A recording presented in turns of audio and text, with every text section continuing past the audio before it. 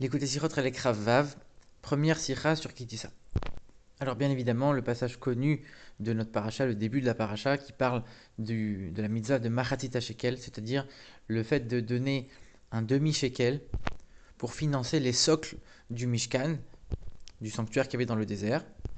Et on connaît l'explication des sages qui nous dit que quand Dieu a demandé à Moshe d'ordonner aux Juifs cette mitzvah, Dieu lui a montré une pièce en feu qu'il a sortie de sous son trône de gloire.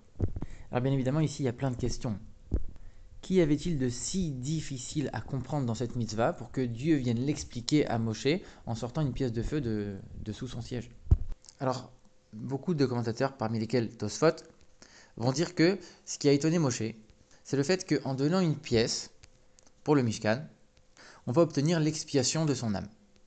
En quoi l'un et l'autre sont liés?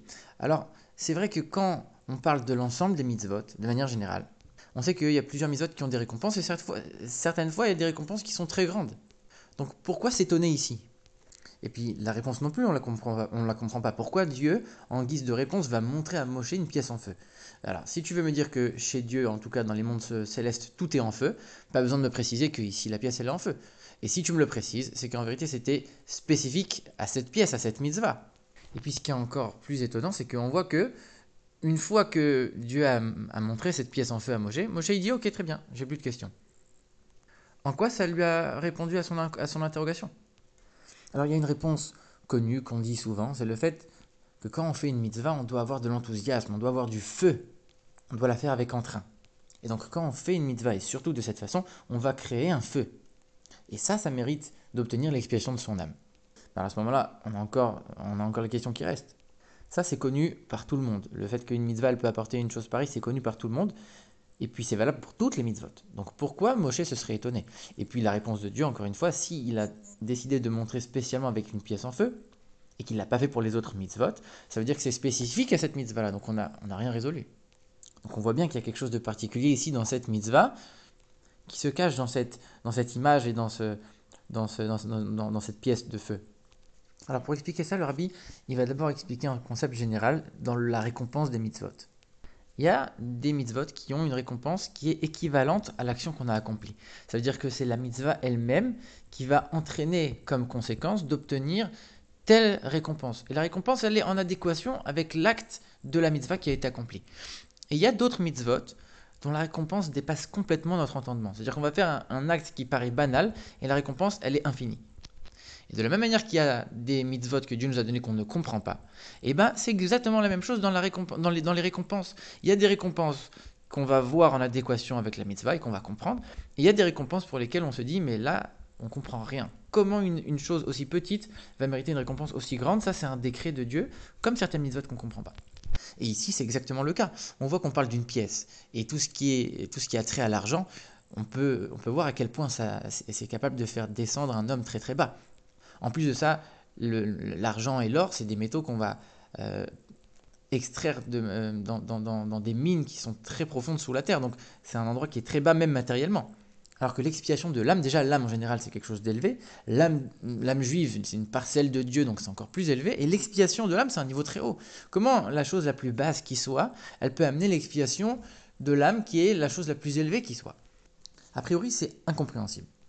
Et même si tu me dis qu'il y a une mitzvah dans le fait de donner cette pièce, c'est la spiritualité de la mitzvah qui va donner du pouvoir à cette pièce. Mais la pièce en elle-même n'a pas changé. C'est le pouvoir de la mitzvah qu'on met en valeur ici. Pas du tout, c'est pas du tout lié à la pièce en elle-même. La pièce en elle-même, elle n'a pas la capacité d'apporter l'expiation de l'âme. Donc encore une fois, on a la question de ce rapport complètement disproportionné. Et c'était ça l'étonnement de Moshe finalement. Le fait qu'il y ait des disproportions entre certaines récompenses pour certaines mitzvot, ça on le sait. C'est pas ça qui a étonné Moshe. Ce qui l'a étonné, c'est que dans cette mitzvah de Machatzit Shekel, on n'est pas censé avoir ce côté incompréhensible. La mitzvah de Machatzit Shekel, quand Dieu l'a donnée, il n'a pas dit que c'était un décret qu'on ne pouvait pas comprendre. Au contraire, ça fait partie des mitzvot qu'on peut comprendre. Donc pourquoi pour cette mitzvah, la récompense n'a rien à voir avec l'action? C'est ça qui a étonné Moshe. C'est qu'une mitzvah qu'on est censé comprendre, la récompense, on ne la comprend pas. Et pour lui répondre, Dieu lui a montré une pièce de feu.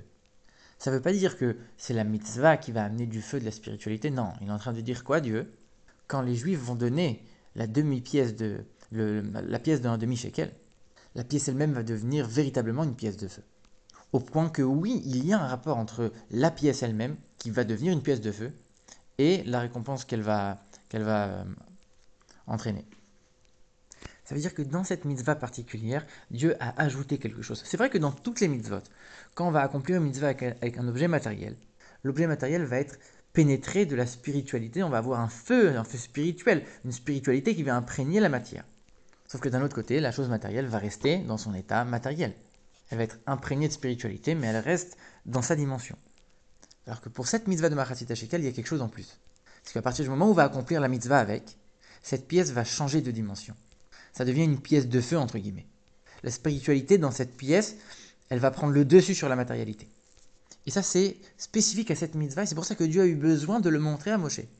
Parce qu'il y a une union à ce moment-là de deux opposés, le matériel et le spirituel. D'ailleurs, même matériellement, on voit que c'est deux choses qui sont opposées. La pièce, c'est quelque chose de solide. Ça appartient à l'élément de terre, c'est-à-dire quelque chose qui est figé. Alors que le feu, parmi les quatre éléments, c'est celui qui est le plus spirituel, entre guillemets, celui qui monte vers le haut. Alors que l'eau, l'air et la terre, soit ça bouge pas, soit ça descend vers le bas. Comme on l'a dit en plus, les pièces, que ce soit en argent ou en or, on va les chercher très très très très profond dans la terre. Alors que le feu, ça représente encore une fois ce qui est élevé. Même quand on regarde les mondes spirituels qui sont mis en rapport avec les quatre éléments, on a le monde le plus élevé, Atzilut, qui représente le feu, et le monde le plus bas, Asiya, qui représente la terre. Et en plus, ici, on ne parle pas de feu, comme nous on l'entend, le feu qui est sous le trône céleste, donc c'est en plus un feu spirituel. Donc pour unir ces deux choses qui n'ont rien à voir, qui sont complètement opposées, il faut aller au-delà de toutes les règles de la nature, toutes les règles de la création du monde. Et le seul qui peut aller au-delà de ces règles, c'est Dieu lui-même. Donc pour obtenir une telle union entre deux choses qui n'ont à ce point-là rien à voir, ça peut être fait uniquement par Dieu lui-même. Cette union entre le spirituel du spirituel et le matériel du matériel, ça c'est que Dieu qui peut s'en occuper. Et à ce moment-là, on aura un objet matériel qui va absorber en lui une véritable spiritualité. On va avoir autant de matériel que de spirituel dans cette chose-là. C'est exactement la même chose que ce qu'on explique pour la création du monde. C'est quelque chose qui a pu être accompli uniquement par Dieu lui-même parce que on est en train d'unir le spirituel du spirituel avec le matériel du matériel. Et comment Dieu a créé le monde? Par la parole. Donc c'est pour ça qu'ici aussi, dans cette explication des sages, on dit que Dieu, il a pris une pièce de feu de sous son trône et il a dit à Moshe. Le fait de dire, ça aussi c'est important dans cette image. Et c'est vrai que Moshe connaissait ce secret. Il savait très bien que seul Dieu a le pouvoir d'unir ces deux opposés. Mais s'il a été étonné, c'est parce que déjà, d'après la logique, d'après la réflexion intellectuelle, il y a de quoi être étonné, même si on connaît tous les paramètres. La deuxième chose, c'est que comme on l'a dit, sur cette mitzvah, ce n'était pas une mitzvah qui était incompréhensible, et malgré tout, la récompense, elle l'est. Et cette interrogation, elle ne peut pas être répondue uniquement par une réponse logique et intelligible. On a besoin que Dieu vienne montrer à Moshe. Puisque c'est quelque chose qui dépasse la logique, on ne peut pas l'expliquer, on ne peut pas le dire, il faut le montrer, il faut le voir. Alors la question qu'on peut se poser maintenant, c'est pourquoi le feu? On aurait très bien pu dire une pièce en eau, par exemple. On sait que dans le ciel, spirituellement, il y a plusieurs autres éléments qui existent. Comme on dit par exemple que Michael, c'est l'ange de l'eau. Il y a l'ange du feu, il y a l'ange de l'eau. Pourquoi ici on a choisi le feu? Alors comme on l'a dit, le feu, par rapport aux autres éléments, c'est le seul qui s'élève vers le haut. Et la seule chose qui le rattache, c'est une mèche ou du bois ou quelque chose qui va le rattraper, l'empêcher de s'élever. Mais le feu, il a tendance à s'élever vers le haut. Donc quand on va accomplir cette mitzvah, on va se rappeler qu'on doit toujours aspirer à s'élever, à progresser, à avancer, à évoluer. Et cette aspiration qui va toujours vers le haut, elle va forcément accompagner cette mitzvah. C'est ça le message qu'on voulait transmettre avec cette mitzvah. Et c'est aussi pour ça que c'est lié à l'expiation de l'âme. Que quand on a cette mentalité, cet état d'esprit de toujours avancer, toujours progresser, toujours s'élever, évidemment qu'à ce moment-là, on peut arriver à la purification, à l'expiation de l'âme. Alors c'est vrai que cette mitzvah de Machatzit HaShekel, elle était essentiellement à l'époque du temple, quand il y avait des sacrifices, quand il y avait de quoi financer le temple. Mais même aujourd'hui, on continue de la pratiquer, la veille de Purim, qui tombe en plus cette année, ça tombe la semaine de Kitissa. Selon notre coutume, on donne 3 pièces qui valent la moitié de la monnaie du pays dans lequel on se trouve, parce qu'on voit que 3 fois dans la paracha, on parle de ce sujet. On dit le mot trouma, prélèvement, on le dit 3 fois. Et puis de manière générale, on sait que le temple aujourd'hui, même si on ne l'a plus de manière concrète et matérielle, on a le temple qui est à l'intérieur de chacun d'entre nous. Comme quand Dieu dit je vais résider dans le temple, il ne dit pas à l'intérieur de lui, dans le temple, il dit à l'intérieur d'eux. Que Dieu réside à l'intérieur de chaque juif, dans le cœur de chaque juif, ça c'est le temple de chacun. Et dans le temple de chacun va exister aussi cette mitzvah de Machatzit HaShekel.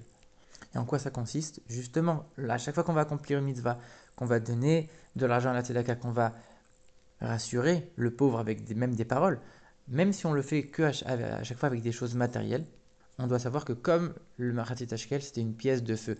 Ce qu'on est en train de faire, c'est de la spiritualité, c'est du feu. C'est quelque chose qui s'élève constamment vers le haut.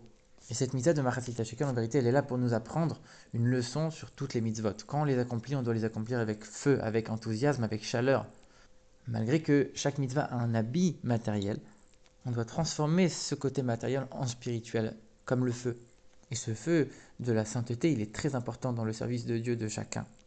De la même manière que sur l'autel du temple, il y avait toujours un feu allumé, dans le cœur de chacun, il doit toujours y avoir ce feu, cet enthousiasme et cette spiritualité qui va imprégner chaque mitzvah et chaque action du quotidien.